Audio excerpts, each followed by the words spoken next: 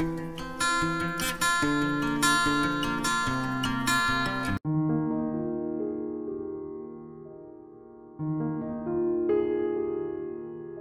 বন্ধুরা, good morning. আমি সঙ্গীতা। আমার নতুন আরও একটি ব্লগে তোমাদেরকে অনেক অনেক ওয়েলকাম আর ভালোবাসা। কেমন আছো তোমরা সবাই? আশা করছি ভালো আছো আর সুস্থ আছো। আমরাও না বেশ ভালো আছি। আর আজকের দিনটা হচ্ছে রবিবার, আর এখন ঘড়িতে বাজে সকাল 7টা নাগাদ। তোমাদেরকে সাথে নিয়ে আজকের ব্লগটা এখান থেকেই শুরু করছি। আই হোপ ব্লগটা তোমাদের একটু হলেও ভালো লাগবে। প্রতিদিনের মতন আজকে আর 5টার সময় উঠিনি, জানো তো, একটু দেরি করে উঠেছি। ওই 6টার দিকে উঠেছি, কারণ এই রবিবার দিনই একটু দেরি করে ওঠার সময় পাই। কিন্তু সংসারের নানা কাজের জন্য আর দেরি করতে ইচ্ছে করে না, কারণ সকালবেলা উঠে অফ ক্যামেরাতে অনেক বাসি কাজকর্ম করেছি, সাথে শ্যাম্পু করেছি, বাথরুম পরিষ্কার করেছি, আর তার সাথে তো জামা কাপড় আছে, সেগুলো এখন কেচে মেলে দিলাম। আর আজকে অনেক দিন বাদে পুজো দেব, তাই জন্য আগে জামা কাপড় মেলে গাছের সমস্ত ফুলগুলো আগে তুলে নিচ্ছি। এখন না গাছে বেশ সুন্দর ফুল ফোটে, মানে অনেকটাই ফুল ফোটে, যেগুলো দিয়ে সব ঠাকুরকে কিন্তু সুন্দরভাবে সাজিয়ে গুছিয়ে দেওয়া যায়। আর তারপরেই চলে এলাম ঠাকুর ঘরে, আগে আমার গোপু সোনাদের স্নান করিয়ে নিতে, আর তারপরে ভোলানাথকে স্নান করিয়ে নিচ্ছি। আর শ্রাবণ মাস তো পড়েই গেছে, আর শ্রাবণ মাস মানেই কিন্তু যারা শিব ভক্ত আছো আমাদের মতন, তাদের কাছে কিন্তু একটা অন্য রকম আবেগের সময়। আর এই দেখো ফুল দিয়ে বললাম না, প্রতি কটা ঠাকুরকে সুন্দর করে সাজিয়ে গুছিয়ে নিয়েছি, আর এখন পুজোটাও সেরে নিচ্ছি। তোমরা অনেকেই আছো যারা আমার পুজো দেখতে ভীষণ পছন্দ করো, আর সত্যি কথা বলতে আমারও কিন্তু পুজো দিতে ভীষণ ভাল লাগে। যখন ওই অসুবিধার কারণে পুজো দিতে পারি না, তখন না মনের ভেতরটা এত ছটপট করে, তখন মনে হয় কোনো কাজেই ঠিকঠাক করে আর আমি মন বসাতে পারছি না। তো এরকম একটা বিষয় হয়েই থাকে। আসলে সকাল সকাল পুজো দেওয়ার অভ্যেস তো, আর সকালবেলা পুজো দেওয়া মানে কিন্তু একটা মনের মধ্যে পজিটিভ এনার্জি নিয়ে সারাদিনের কাজগুলো শুরু করা। আর এই দেখো পুজো দিয়ে আমি কিন্তু ওদিকে চাটাও খেয়ে নিয়েছিলাম। হাজব্যান্ডই আজকে সকালে চাটা বানিয়েছিল, আর ওইদিকে হাজব্যান্ড চা খেয়ে বাজারে চলে গেছে, সাথে বাচ্চারাও উঠে গেছিল। আর সেই সুযোগে এখন আমি বিছানাটা গুছিয়ে নিচ্ছি। আর আজকে তো রবিবারের দিন, আমার তো এমনি আজকে দিনে চাদর চেঞ্জ করার ব্যাপার থাকে, তো সেটাই করে নিচ্ছি। তার সাথে না আজকে একটু ঘরের ঝুলটাও হালকা হাতে ঝেড়ে নিচ্ছি। ডাস্টিং তো প্রতিনিয়ত আমার ঘরে করতেই থাকি। আমার ঘর বা আমার শ্বশুরমশাইয়ের ঘর, দুটো ঘরে কিন্তু আমি সময় সুযোগ বুঝে ডাস্টিং করে থাকি। কিন্তু কি বলতো, এই ঝুল ঝাড়াটা না প্রতি সপ্তাহে কিন্তু হয়ে ওঠে না। ওই 15 দিনে একবার অথবা মাসে একবারই বলতে পারো এই ঝুল ঝাড়াটা হয়। আসলে খুব একটা ঝুল কিন্তু আমার ঘরে পড়ে না, কিন্তু যখন পড়ে তখন চোখে দেখতে পেলে আমি ঝেড়ে নিই। আর কদিন ধরেই দেখছিলাম ঘরে বেশ কিছু ঝুল হয়েছিল, তাই হালকা হাতে সেটাকে ঝেড়ে নিয়েছি। আর এদিকে এসিটাকেও ভালো করে একটু মুছে নিয়েছি, সাথে ফ্যানটাকেও মুছে নিচ্ছি, কারণ ফ্যানেও না অনেকটা নোংরা হয়েছে। আর নোংরার জন্য জানো তো ফ্যানের স্পিড কমে যায়। যদি ফ্যানটা আমরা প্রতিনিয়ত পরিষ্কার করতে পারি ঘর পরিষ্কারের সাথে বা ঝুল ঝাড়ার সাথে, তাহলে কিন্তু ফ্যানের স্পিডটা অনেকটাই বেশি বেড়ে যায়। আর এইদিকে আমি না একটা ভুল কাজ করে ফেলেছি। আসলে চাদরটা আমার কিন্তু প্রথমেই তুলে দেওয়া উচিত হয়নি, যার জন্য এই ঝুলের নোংরাগুলো তোশকের মধ্যে পড়েছিল। আসলে এরকম ভুল না আমি সচরাচর করি না। যখন খুব তাড়াহুড়োর মধ্যে কাজগুলো করি, তখন তাড়া করতে গিয়ে এরকম এক একটা ভুল হয়ে যায়। ওই যে হাজব্যান্ড বাজারে গেছে, কারণ আমার তো মাথায় টেনশন, ও আসার আগেই আমার এই ঘরের সমস্ত কাজ সেরে আমাকে রান্নাঘরে ঢুকতে হবে, কারণ সে আবার টিফিন খাবে, তাকে আবার অফিসে বেরোতে হবে, সেই জন্য তো মাথার মধ্যে টেনশন নিয়ে বলতে পারো কোনো কাজই সুস্থভাবে হয় না। যদিও বা হয়, তার মধ্যে একটু আধটু ভুল পাওয়াই যায়। আর যাই হোক, কথা বলতে বলতে এদিকে দেখো বিছানাটাকে সুন্দরভাবে গুছিয়ে নিয়েছি, আর তারপরেই সোজা চলে যাব রান্নাঘরে। ওইদিকে হাজব্যান্ডের জন্য একটুখানি ভাত বসিয়ে দিয়েছি, কারণ আজকে না আর ভাতটা একসাথে বসালাম না, অন্য কিছু রান্না করব। কি রান্না করব পরে তোমাদের দেখাচ্ছি। আর তার সাথে ওকে একটু আলু ভাজা দিয়েছিলাম। আর বাচ্চারা তো কেউ সকালবেলা ভাত খায় না, তাই জন্য ওদের জন্য একটু চাউমিন করে দিয়েছি। আসলে বলতে পারো বাড়িতে না যদি টিফিন করতেই হয়, আমার কখনো কখনো দেখা যায় এরকম 2-3 পদ রান্না করতে হয় শুধুমাত্র টিফিনের জন্যই। তো আজকেও দেখো ওইদিকে 2 রকমের টিফিন হয়েই গেছে বলতে পারো। আর তারপরে ওইদিকে চাউমিনটা বসিয়ে দিয়ে আমি এদিকে চালটা ভিজিয়ে দিলাম। তো চালটা দেখে বুঝতেই পেরেছো আজকে না একটু বানাবো বিরিয়ানি, সেই জন্য চালটা ধুয়ে আমি ভিজিয়ে রাখছি। আর কি জানো তো, কালকেই না প্ল্যানিং করে রেখেছিলাম হাজব্যান্ড অফিসে বেরিয়ে যাওয়ার পরই সমস্ত ঘর বাড়ি একটু পরিষ্কার করে নেব। তো যাই হোক, সকালের দিকে টাইম যখন হাতে ছিল আমার ঘরটা তো পরিষ্কার করেই নিয়েছি, কিন্তু আমার শ্বশুরমশাইয়ের ঘরটা একদমই পরিষ্কার করা হয়নি। তাই ওইদিকে সবাইকে খেতে দিয়ে দিয়েছি, আর হাজব্যান্ড না ওইদিকে বেরিয়ে গেছে জানো তো। আর আমি এদিকে মাংসটা একটু ম্যারিনেশন করছি, কারণ এটা দিয়ে করবো চিকেন চাপ। ওইদিকে চালটাও ভিজিয়ে রেখেছি, আর হাজব্যান্ড তো বাজার থেকে এসে সমস্ত কাটাকুটি করেই দিয়ে গেছে বিরিয়ানির জন্য, চিকেনের জন্য। তাই আর অত একটা টেনশন নেই যে কাটাকুটি করে রান্না বসাতে হবে। তাই জন্য এইদিকে সমস্ত রান্নাবান্নার কাজ গুছিয়ে রেখে আমি সোজা চলে যাব আগে শ্বশুরমশাইয়ের ঘরটা পরিষ্কার করতে। মানে এই ঘরটাও দেখলাম একটু ঝুল হয়েছে, তাই এই ঘরেরও ঝুলটা ঝেড়ে বিছানার চাদরটা চেঞ্জ করে নেব। আর তারপরে ঘর বারান্দা ঝাড় দিয়ে পুছে নিয়ে তারপরে আবার সোজা চলে আসবো রান্নাঘরে। আসলে কি বলতো, মন মানসিকতা খারাপ থাকলে না কোনো কাজই ঠিকভাবে করা যায় না।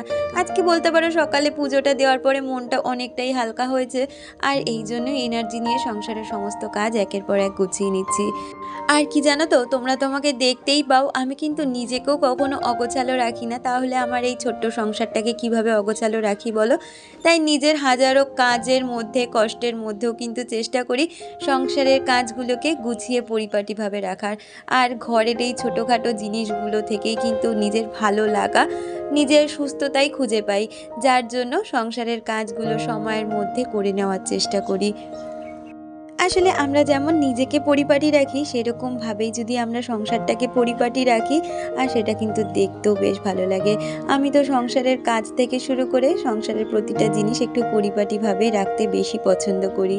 যদিও বা নোংরা হয় না সেটা বলবো না, বাড়িতে মানুষজন থাকলে আর বাচ্চা কাচ্চা থাকলে তো ঘর বাড়ি নোংরা হবে, কিন্তু সেটা গুছিয়ে রাখার সম্পূর্ণ দায়িত্বটাই কিন্তু আমার ওপর বর্তায়। তাই নিজের সময় মতন সমস্ত কাজগুলো সেরে নিই। আর এইদিকে দেখো, কথা বলতে বলতে ওইদিকে বিছানার চাদরটা চেঞ্জ করে নিয়েছি, সাথে এইদিকে সোফা কভারটাকেও ভালো করে তুলে ঝেড়ে সোফাটাকে মুছে নিয়েছি, সাথে সোফা কভারটাও এখন ঠিকঠাক করে লাগিয়ে দিচ্ছি। আর আমার ক্ষেত্রে কি হয় বলো তো, বাড়িতে না বাচ্চা কাচ্চাদের সাথে থেকে কাজ করতে পারি, কিন্তু হাজবেন্ড যেদিন বাড়িতে থাকে আমি বলতে পারো এই এক্সট্রা কাজগুলো করার কোনো রকমেরই এনার্জি পাই না। যেহেতু ও দুদিন বাড়িতে ছিল, সেই রকমভাবে আমি কোনো কাজই করতে পারিনি। আর তার উপরে অসুস্থ ছিল, তাকে তো আমাকে টেক কেয়ার করতেই হয়েছে। তাই জন্য আজকে সেও নেই, আর আকাশের ওয়েদারটাও কিন্তু খুব ভালো গেছে সকাল থেকে। তাই এই কাজগুলোকে একের পর এক গুছিয়ে নিচ্ছি। আর এদিকে কথা বলতে বলতে ঘরটাকেও ভালো করে ঝাড় দিয়ে মুছে নিয়েছি। আর তারপর চলে এসেছি সোজা রান্নাঘরে, রান্নাটা সেরে নেব এবার তাড়াতাড়ি করে। তাও রান্নাটা সারতে আজকে অনেকটাই বেলা হয়ে গেছিলো, কারণ দেখবে এমনি নর্মাল রান্না বা বিরিয়ানি রান্নার ক্ষেত্রে অনেকটাই কিন্তু সময় সাপেক্ষ ব্যাপার। ওদিকে একটা গ্যাসে আমি চাটনি বসিয়ে দিয়েছি, আর এদিকে আর একটা গ্যাসে চিকেন চাপটা করে নিচ্ছি। চিকেন চাপটা করতে কিন্তু একদমই বেশি সময় লাগে না, ওটার ম্যারিনেশনটাই কিন্তু মেন। আর আমার হাজব্যান্ড দেখেছি এই চিকেন চাপটা একদিন খাইয়েছিলাম, এখন এরা না আমার বাড়ির ছেলে মেয়ে আর আমার হাজব্যান্ড এই চিকেন চাপটার ওপর বিশেষ ফ্যান হয়ে গেছে বলতে পারো। ওরা এখন আর চিকেন কষাটা খুব একটা প্রেফার করে না, এই বিরিয়ানির সাথে তো চিকেন চাপ লাগবে ওদের, এরকম একটা ব্যাপার। আর এইদিকে চাটনিটা নামিয়ে আমি এদিকে বিরিয়ানিটা বসিয়ে নিচ্ছি। তোমাদেরকে আমার অনেক ব্লগেই কিন্তু আমার নানা রকম বিরিয়ানির রেসিপি দেখিয়েছি, কিন্তু তোমরা যদি একবার এইরকমভাবে বিরিয়ানি রান্না করে বাড়িতে দেখতে পারো তাহলে কিন্তু খুব সুন্দর হয় আর খুব ভালোও লাগে খেতে। প্রথমে আমি পেঁয়াজগুলোকে বেশ কড়া করে ভেজে নিয়েছি, তার মধ্যে কিন্তু আমি দিয়ে দিয়েছিলাম জল, আর পরিমাণ মতন জল দিয়ে তার মধ্যে আদা রসুন বাটা, কাশ্মীরি লঙ্কা, নুন দিয়ে ভালো করে আলু আর মাংসটাকে সিদ্ধ করে নিচ্ছি। ওটাই বলতে পারো যে বিরিয়ানির আলু বা মাংসর মশলা হবে সেটা, আর ওর মধ্যেই করেই আমি বিরিয়ানিটা রান্না করব। আর ওই গ্যাসে বিরিয়ানির আলু আর চিকেনটা সিদ্ধ হতে হতে আমি এদিকে ভাতটাও বসিয়ে দিয়েছি, বিরিয়ানি যে রাইসটা হবে সেটা। আর তোমরা তো অনেকেই জানো আমি যেরকম সংসারে নানা কাজ করতে পছন্দ করি, সাথে কিন্তু আমি রান্না করতেও ভীষণ ভালোবাসি। আর তার সাথে বলতে পারো রান্না নিয়ে খুব এক্সপেরিমেন্টও করি। আর আমার বাড়ির লোকজন কিন্তু সবাই আমার হাতে রান্না খেতে এত বেশি পছন্দ করে, যার জন্য এক্সপেরিমেন্ট করলেও সেটা যদি খারাপও হয় তারা কিন্তু খেয়ে নেবে। হ্যাঁ, একটু বলবে খারাপ হয়েছে, কিন্তু তারা কখনো কিন্তু সেটা নিয়ে খারাপ কিছু বলে না, জানো তো। তবে আজকের বিরিয়ানিটা খুবই ভালো হয়েছিল। আমাকে তো দুষ্টু বললো তুই এবার একটা বিরিয়ানির কোনো রেস্টুরেন্টই খুলে ফেল।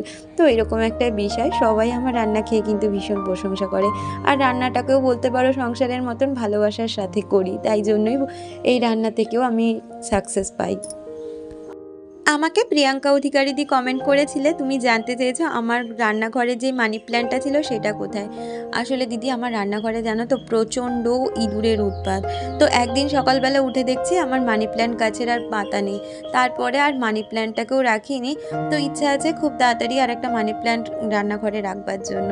তো এইরকম না ইঁদুরের উৎপাত না আমার রান্নাঘরে ভীষণভাবে চলে।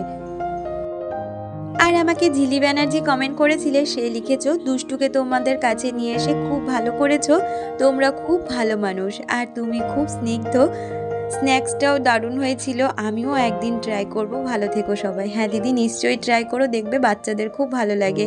আর আমি কতটা স্নিগ্ধ বা কিছুই জানি না, তবে আমার মনের থেকে যেটা আসে সেটাই আমি করি। তবে এখানে আমি খুব লাকি, আমার প্রত্যেকটা চিন্তা ভাবনাতে বা প্রত্যেকটা ডিসিশনে বলতে পারো আমার হাজব্যান্ড ভীষণভাবে আমাকে সাপোর্ট করে। এই দিক থেকে আমি বলতে পারো অনেকটাই লাকি। হয়তো আমাদের আর্থিক সচ্ছলতা খুব একটা বেশি না থাকতে পারে, কিন্তু মানসিক দিক থেকে আমি কিন্তু খুব স্যাটিসফাই। তো যাই হোক, কথা বলতে বলতে এদিকে দেখো আমার যে হাতে ছোটোখাটো বাসনগুলো আছে সেগুলোকেও মেজে নিচ্ছি। আর ওইদিকে তো বিরিয়ানিটা আমি দমে বসিয়েছি বলতে একদম ডাইরেক্ট হিটেই বসিয়েছি, একদম লো ফ্লেম করে। আমি কিন্তু বিরিয়ানি এইভাবেই রান্না করি, এরকমভাবে জানো তো আমি ভেজ বিরিয়ানিও রান্না করি, সেটাও কিন্তু ভীষণ ভালো লাগে, ওই পনির আর আলু দিয়ে করি। তো ওইদিকে বিরিয়ানিটা হতে হতে আমি এদিকে রান্নাঘরটা পরিষ্কার করে নিচ্ছি, তারপর নিজেও একটু ফ্রেশ হয়ে নেব। আর এইদিকে দেখো এখন দুপুরবেলার লাঞ্চ নিয়ে বসে পড়েছি। আজকের লাঞ্চে ছিল বিরিয়ানি, চিকেন চাপ, তার সাথে ছিল চাটনি। তাহলে চলো সবাই মিলে আগে লাঞ্চটা সেরে নিই, তারপরে জানো তো আজকে আমাকে একজন মেহেন্দি পরাতে আসবে। আসলে আমাদের পাড়াতেই একজন আছে, মানে আমার ভাই বলতে পারো বা ও আমাকে কাকি বলে। আসলে আমার কাছে জানোই তো সম্পর্কের নামের থেকে সম্পর্কের দামটাই বেশি, কে কাকে সম্মান দিল এটাই তার থেকে বড় কথা। এই দেখো ও আমাকে এসেছে মেহেন্দি পরাতে, আর এইদিকে 2 হাত ভরে আমি মেহেন্দি পরেছি। এই দুটো সাইডেই কিন্তু ওই জয় আমাকে মেহেন্দি পরিয়ে দিয়েছে, আর এইদিকে ব্যাক সাইডের মেহেন্দিটা মানে গোল যে মেহেন্দিটা ওটা কিন্তু আমাকে দুষ্টু করিয়ে দিয়েছে। আর এদিকে আমার মেহেন্দি পরা হয়ে গেছে। আর রাত্রিবেলায় এনেছিল হাজব্যান্ড কাচের চুড়ি, অনেকগুলোই এনেছে, তবে আমি 4টে করেই পরলাম, কারণ এরপরে আবার ভাঙলে আবার পরতে হবে। তাহলে বন্ধুরা আজকের ভিডিওটা এই পর্যন্ত রাখছি, দেখা হচ্ছে পরবর্তী ভিডিওর সাথে, ততক্ষণ তোমরা ভালো থেকো।